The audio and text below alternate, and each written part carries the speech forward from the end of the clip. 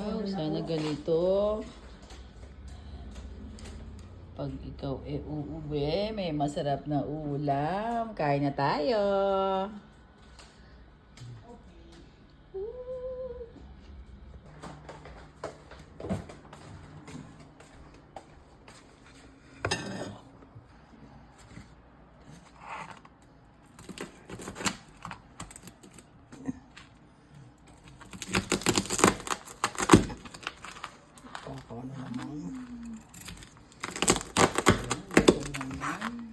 Thank you, Ann.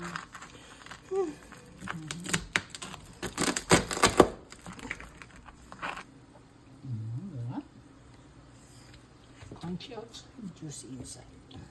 Kain tayo. Yeah. So ito na po, meron kaming sinigang lang. Sinigang sabaw lang yan. Ano na yun? Ang main event. And then dito meron kaming Mang Tomas.